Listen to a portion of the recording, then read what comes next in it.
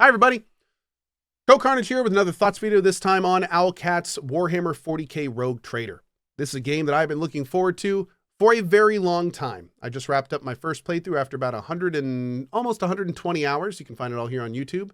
And I gotta say, the game itself was kind of a mixed bag.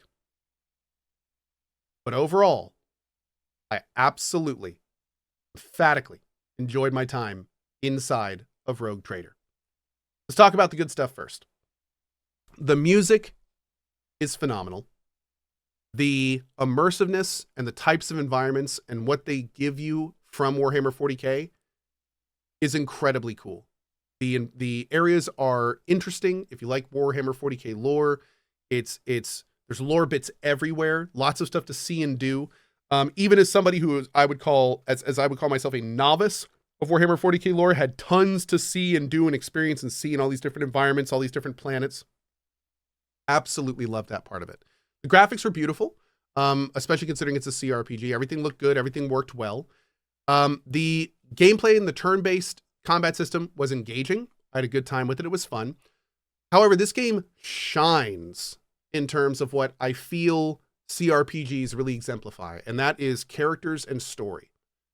The dialogue and the writing in this game is second to none. Owlcat is pretty much a masterclass in terms of how to deliver a story, how to describe worlds. The vocabulary and the writing is just phenomenal. The characters were interesting. Some of them had some phenomenally cool events happen through their individual companion quests. It was what makes a CRPG, in my opinion, is on full display in this game. And because of that, I loved every second of it. Easily my most enjoyed Warhammer 40k game to date. And I'm very excited about what the future holds for this game. Also, small side note, the ship combat in this game is also, to date, my most enjoyed Owlcat kind of mini game. We got like a kingdom management thing in Kingmaker. We got kind of an army management thing in Wrath of the Righteous. And now we have a ship combat game in Warhammer 40k. And I have to say, ship combat to me was definitely the most engaging and enjoyable so far, and definitely speaks very highly and bodes well for the future of Owlcat games for sure. So, to sum all that up, good parts of the game, arguably the most important parts of CRPG, are absolutely amazing in this game. Beautiful to look at, great for the ears with the music and sound effects. Overall, that stuff is awesome. Now, the not so great stuff.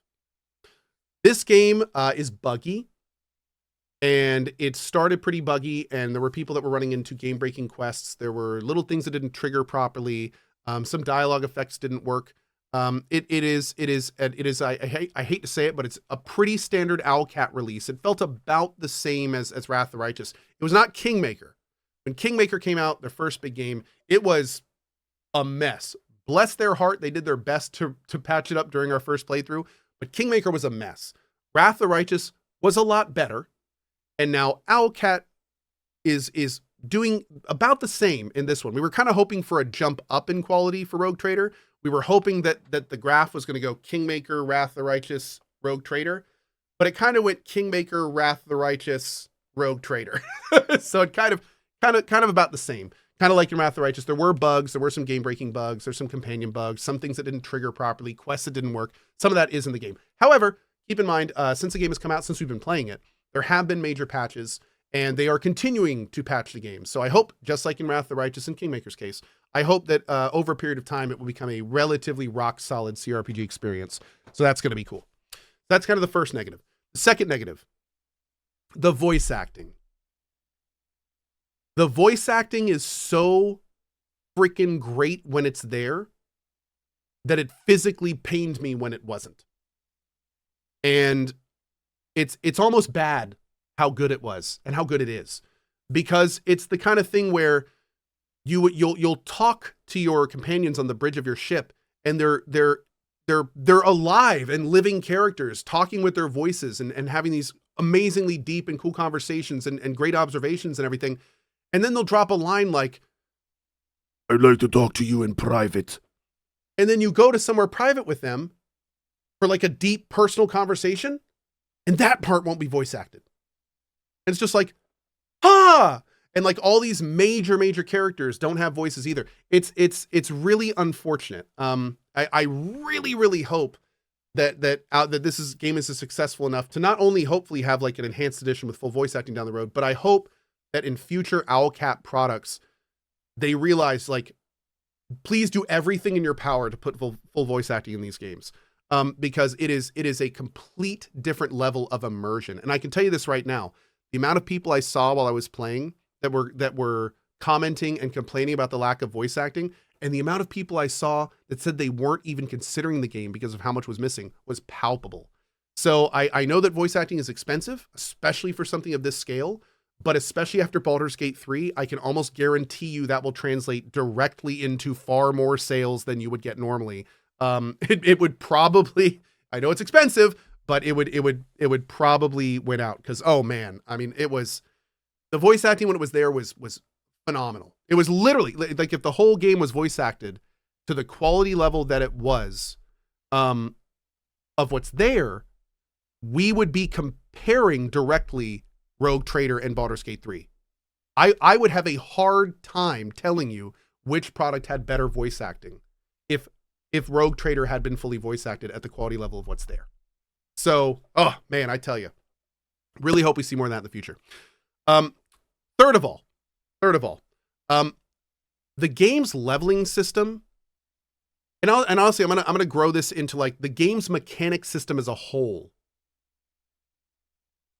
This rule set is so deep, there needs to be more mechanics to streamline the leveling process, and also, most importantly, assist the player who is not fundamentally fully invested in understanding every passive and every perk and everything to better navigate that space.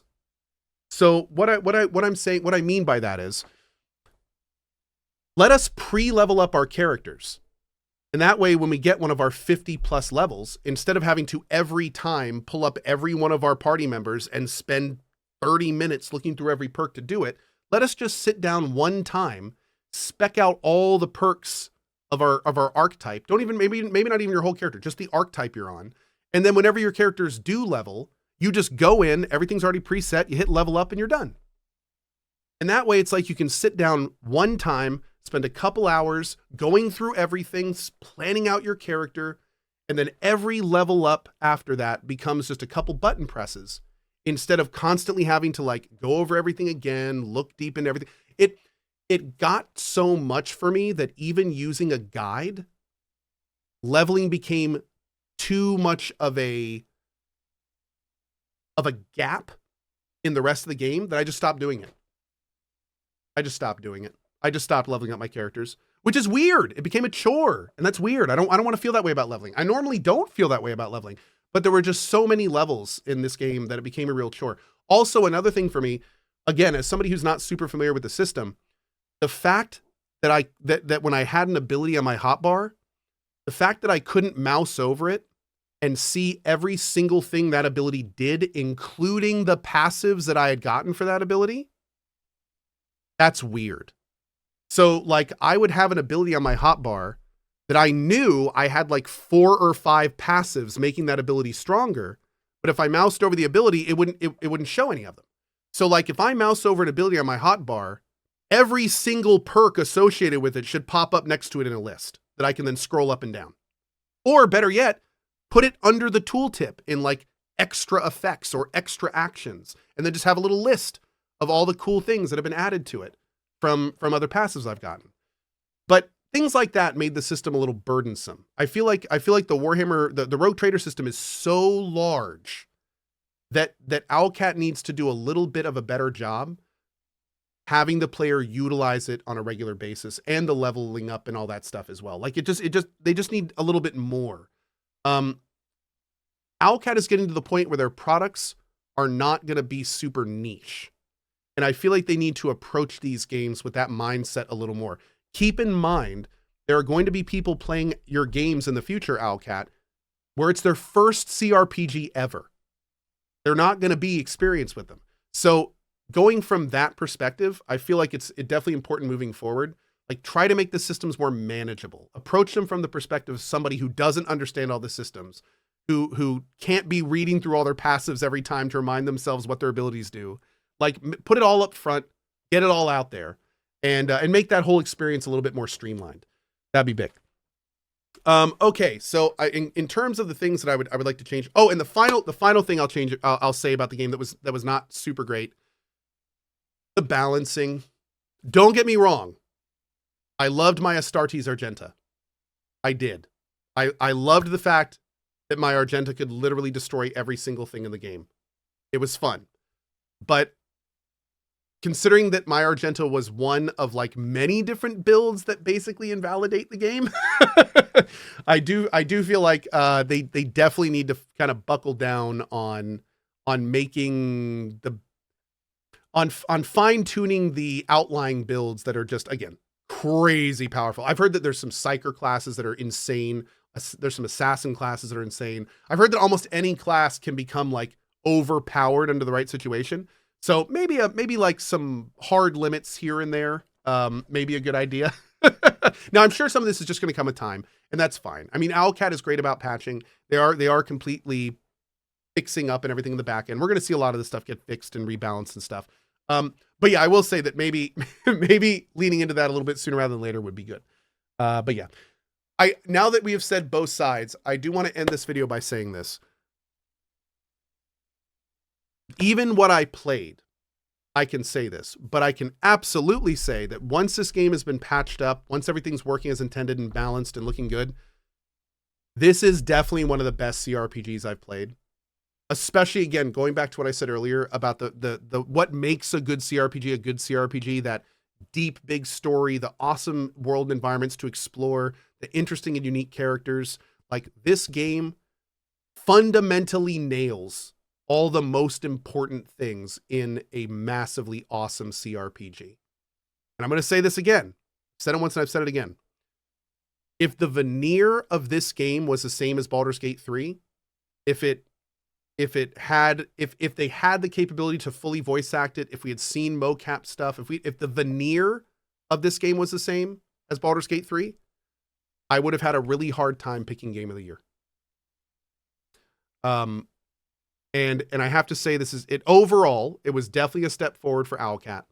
And I can't wait to see what else they come up with, because this has been a phenomenal experience. It's been awesome. So anyway, I hope you enjoy your Warhammer 40k Rogue Trader run as much as I have. I am planning on doing some other runs of this game in the future. Thankfully, I didn't really mention this yet, but there are like 3 different lines you can go down to very much tailor your run to kind of what you want to do. We only did one of them, called Iconoclast. There are 2 others that I think would rather dramatically change the course of the story. So looking forward to that. And yeah, big thanks to Owlcat. It was an incredibly fun experience and can't wait for more. Thanks for watching. See you guys later. Have a good one.